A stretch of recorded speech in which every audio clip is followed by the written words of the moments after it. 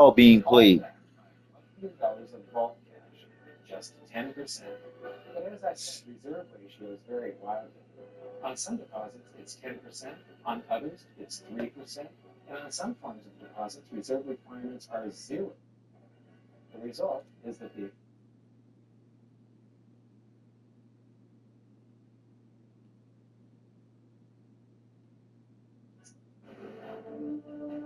You are about to learn one of the biggest secrets in the history of the world. It's a secret that has huge effects for everyone who lives on this planet. Most people can feel deep down that something isn't quite right with the world economy, but few know what it is. Gone are the days where a family can survive on just one paycheck. Every day it seems things are more and more out of control, yet only 1 million understand why. You are about to discover the system that is ultimately the banks get to sell some of those bonds to the Federal Reserve at a profit. To pay for the bonds, the Federal Reserve opens up its big old checkbook and writes bad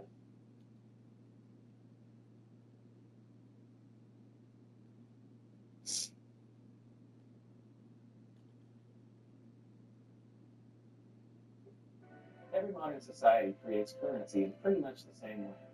But since the US dollar is the majority of the world's currency, I'm going to use the United States as our example. It all starts when some politician says, vote for me and I'll make sure the government provides you more free stuff than my opponent will. But there's no such thing as a free lunch. So to provide that supposedly free stuff, politicians vote for the country to spend more than its income. This is called deficit spending. To pay for that deficit spending, the Treasury borrows currency by issuing a bond. So what's a bond? If you think a bond is really a glorified IOU. It's a pretty piece of paper with numbers printed on it that says, loan me $1 trillion today, and I promise over a 10-year period I'm going to pay you back that $1 trillion plus interest.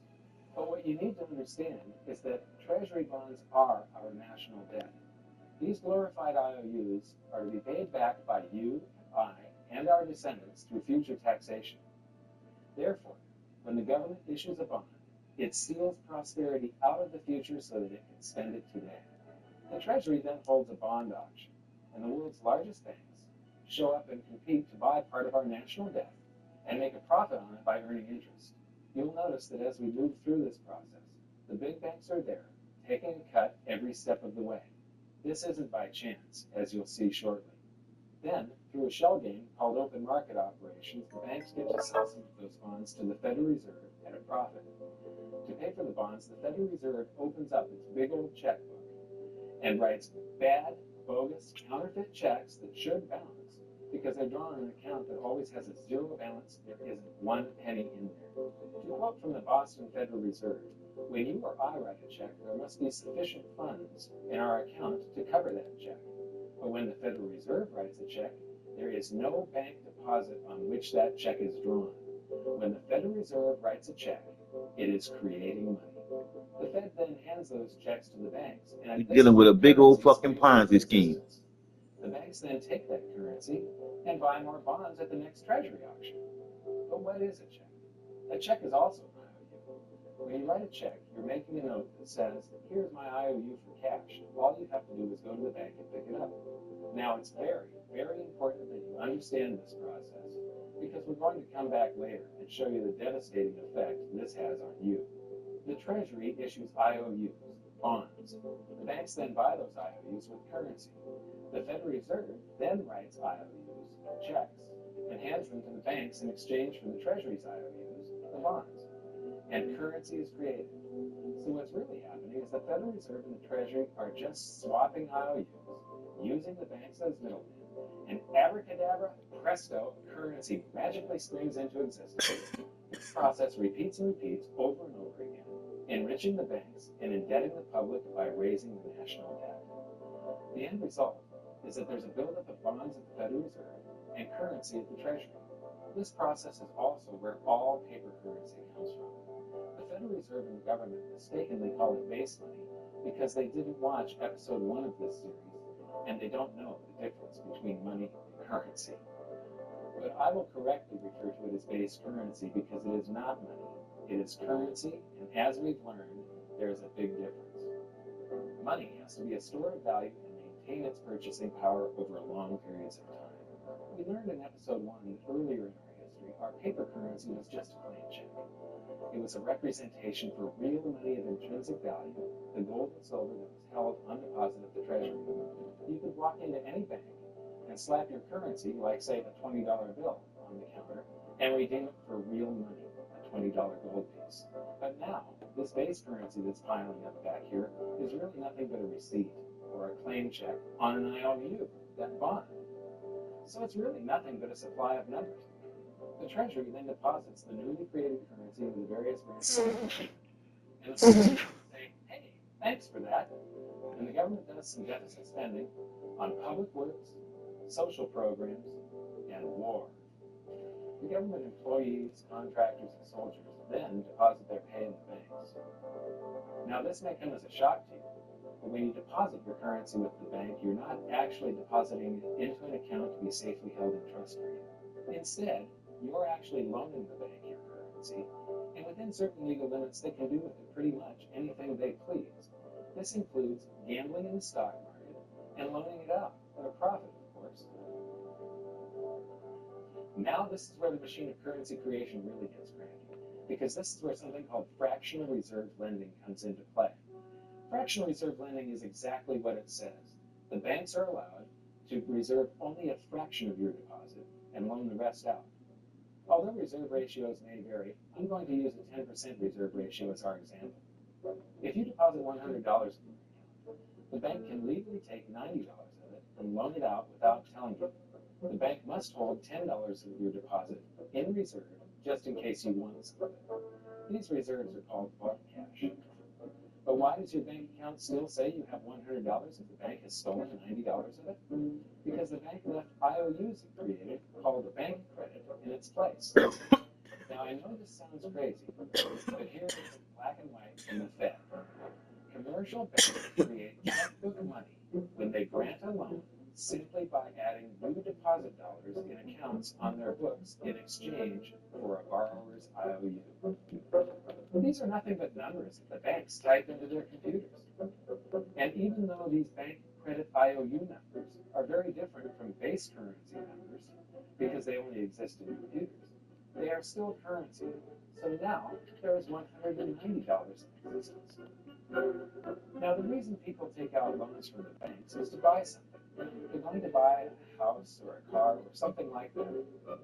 So the borrower takes the $90 that the bank loaned him from your account, and he pays the seller of the item.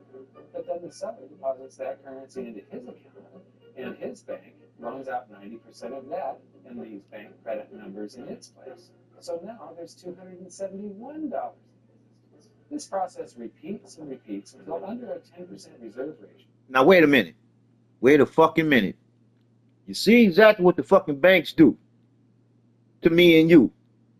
And you mean to tell me our government bails out the banks instead of me and you? And then our government allows 22 million people to come in here illegally and spend $84 billion on them over me and you. But we allow them to continue working for us. Boy, we stupid. I ain't never saw no super type of fucking stupid that we are. An initial deposit of just $100 can create up to $1,000 of bank credit, all backed by $100 of vault cash, just 10%. But as I said, reserve ratios vary wildly. On some deposits, it's 10%, on others, it's 3%, and on some forms of deposits, reserve requirements are 0. The result is that the expansion of the currency supply by the banks is far greater than even this would lead you to believe. So once again, when currency is deposited in the banks get to lend it out, and then it gets redeposited and relent, redeposited and relent, redeposited and relent over and over again, creating bank credit all the way. This is where the vast majority of our currency supply comes from. In fact, 92 to 96% of all currency in existence is created, not by the government, but here in the banking system. Now, massive amounts of currency spewing into society may at first sound like a fun idea. That is, until you remember one of the most important hidden secrets of money from episode 1, that the prices of everyday goods and services act as a sponge on an expanding currency supply. The more currency we have, the more prices rise. This is where inflation comes from. The true definition of inflation. Joe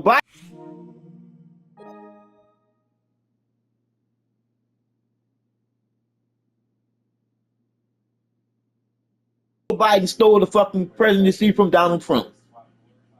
These assholes did that shit. Just type into their computers. That's it. That's our entire currency supply. It's nothing but a supply of numbers. Some of them printed, most of them typed, and there is nothing else. We going to have a good week, boss? If you thought that was crazy, get ready to enter the twilight zone of modern economics. We work for some of that currency supply. True wealth is your time, but we trade away moments of our lives, hour by hour, day by day, year by year, for numbers that somebody printed on pieces of paper or just typed into a computer. Again, we are super type of fucking stupid. Some new fucking word that you can make up for stupid. The people, or we be right there as a definition. A super type of fucking stupid.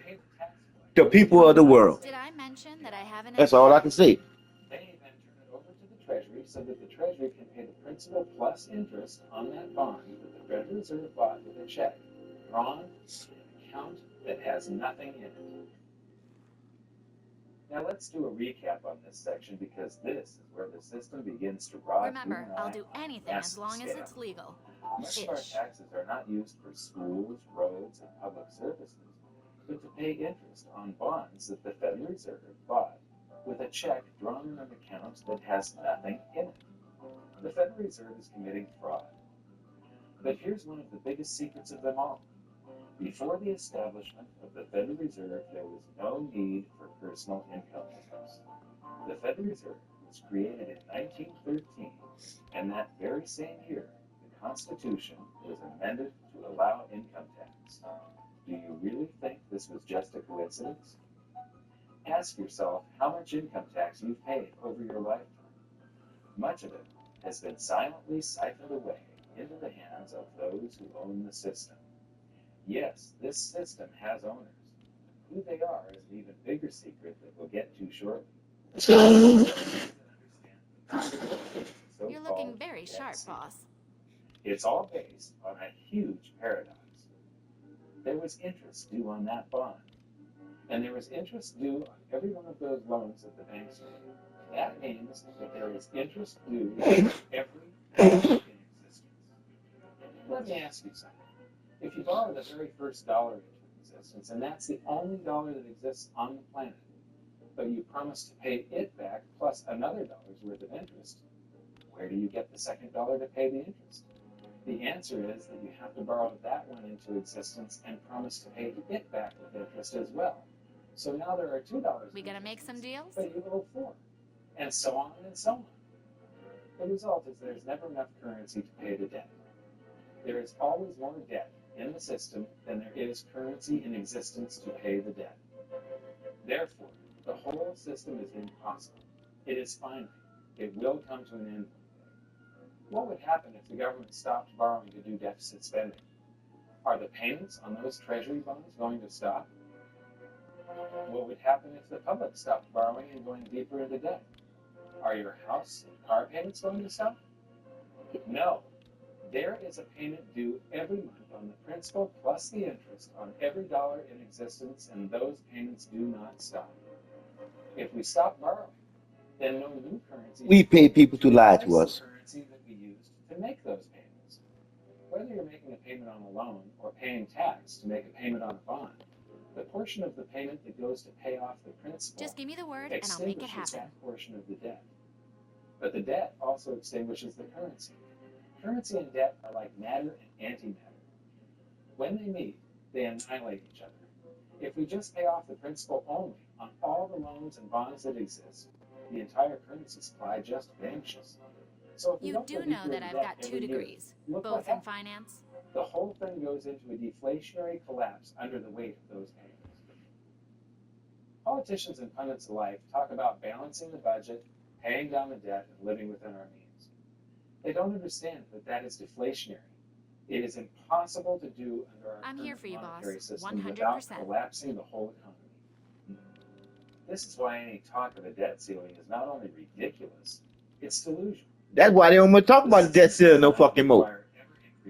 They just add money to the system. And that's why politicians will always kick the can down the road and raise this so-called debt ceiling over and over again until the whole system finally collapses under its own weight. In other words, they don't want it to collapse on their watch. The founding fathers of the United States knew the dangers of central banking and fought to free themselves from this very thing. The Revolutionary War started Our out as a fearless tax leader. but now we must pay tax just to have a monetary system. Having just suffered through the hyperinflation of the Continental Dollar, which was printed into oblivion to finance the Revolutionary War, they understood the dangers of fiat currency and debt-based monetary systems. We the people are a general. super type of stupid. Institutional theft and out-of-control If they had a definition for a super type of stupid, a new word, for the simple fact the faces of the people of the world.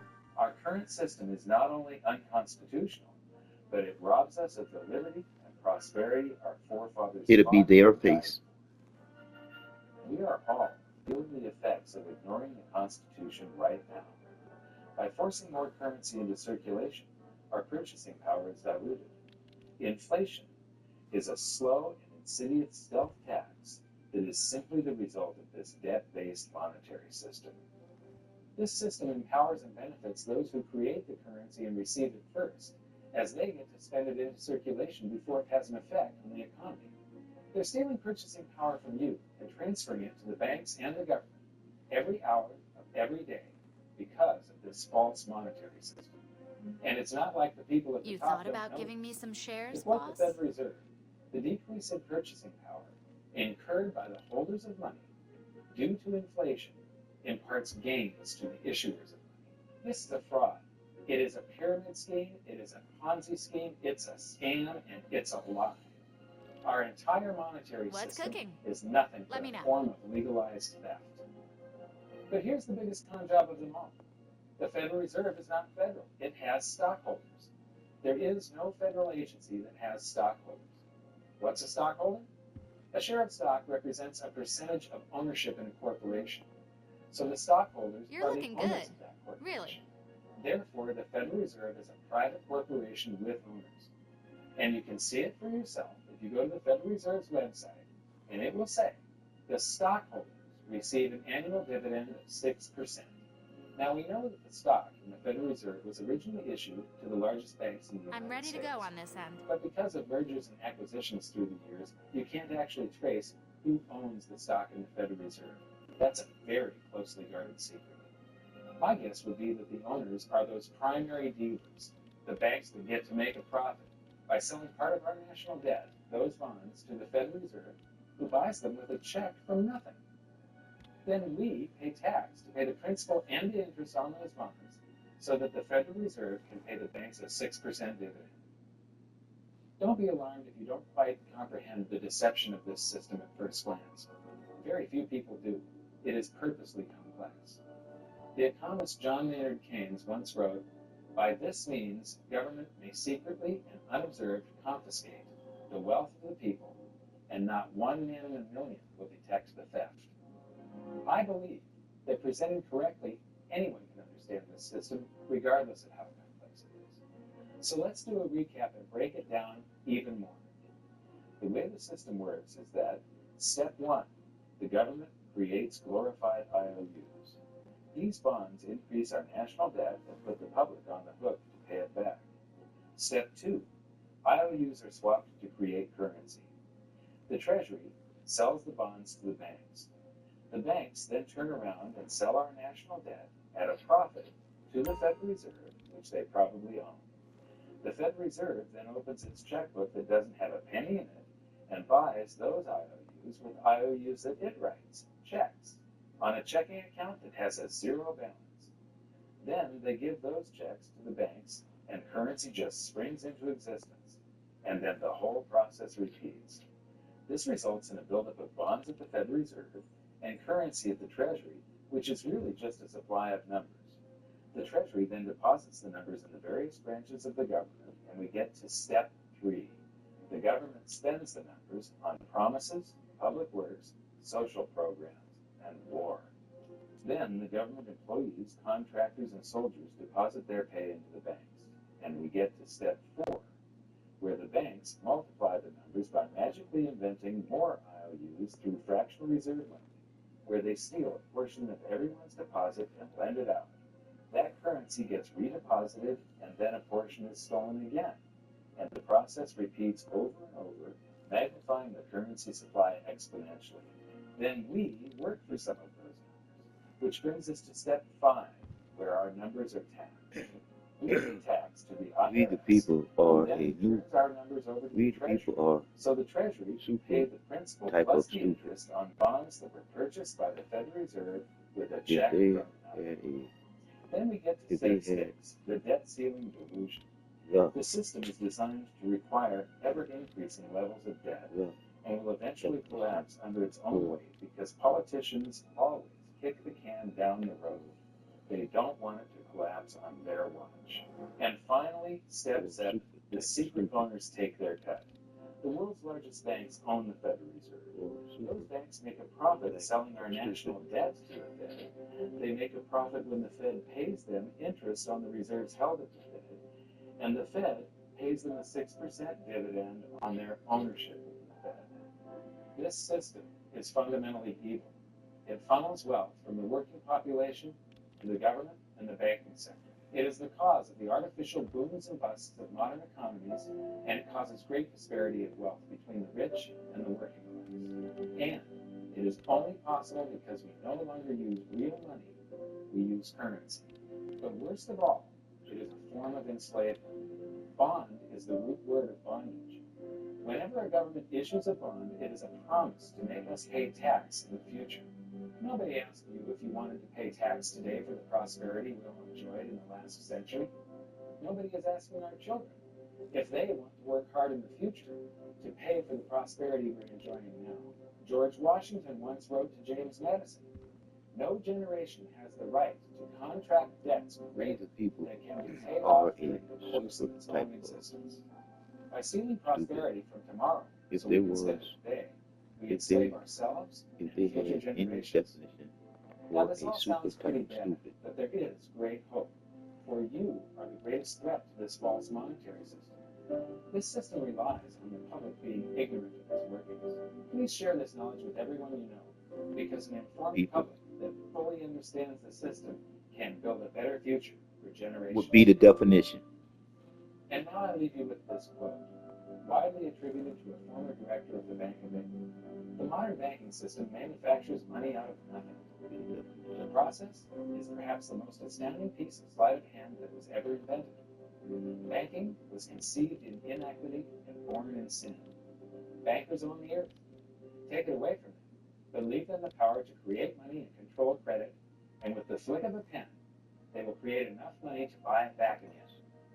But if you want to continue as the slaves of bankers and pay the cost of your own slavery, let them continue to create money and to control credit.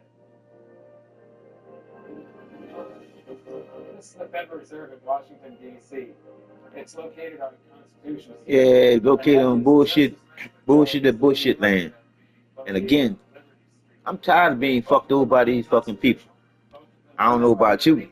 And they transfer wealth away from us every second of every day to the Federal Reserve, to the government, and to the banking sector. You are now among the 1 in a million who detect the theft of your prosperity. So the big question is, what can you do about it? 1. Watch this video until you can describe and teach it to others. Those who understand this system can make preparations for its unavoidable collapse and protect themselves. History shows that those who don't will probably be wiped out. 2.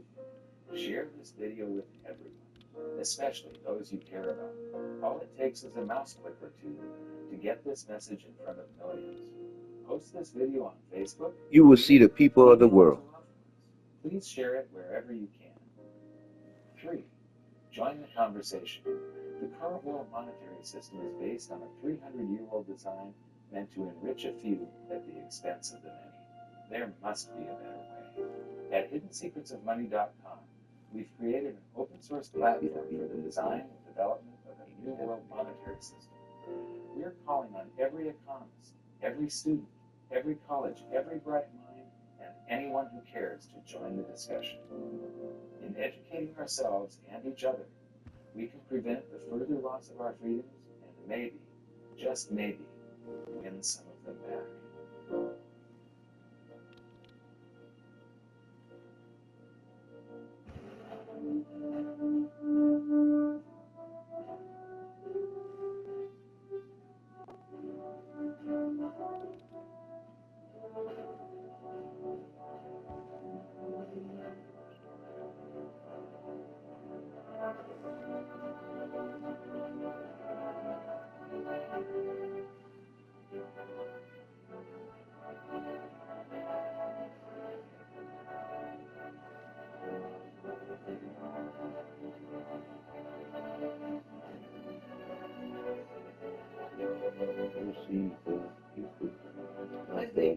I think your episode 4 is very beneficial, very helpful. It's going to introduce World. ideas to a lot of people. And like I've just been talking about, we have to change people's mind, and the more they understand it, the better.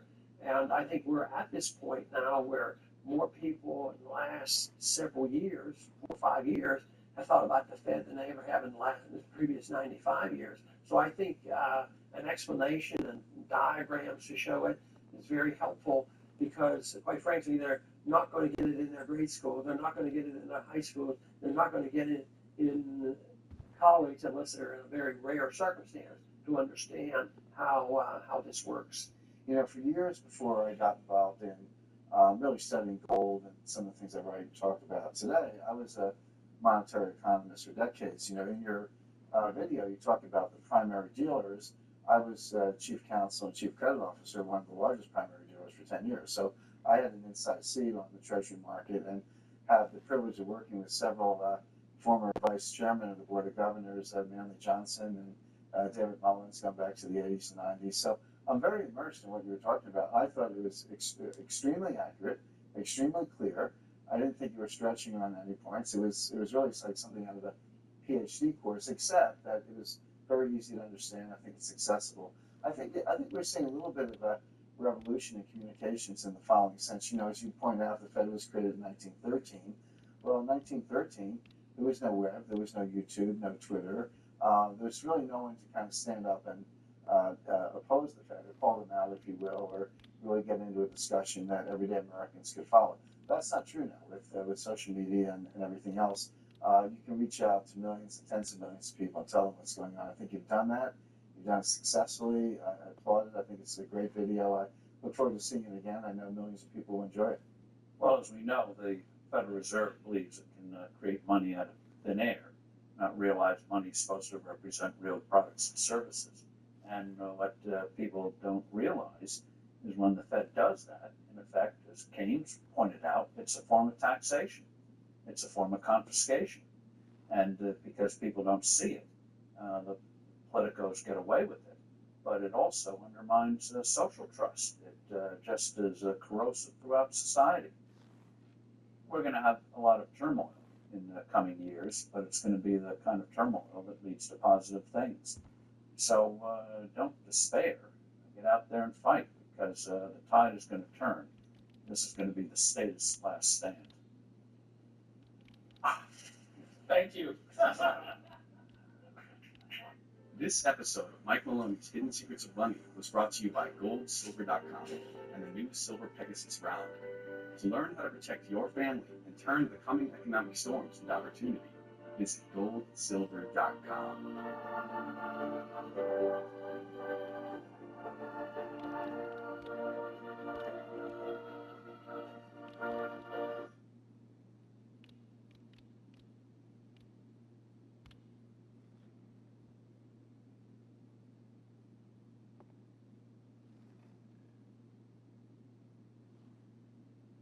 I want to clarify your answer to Stephen Nelson.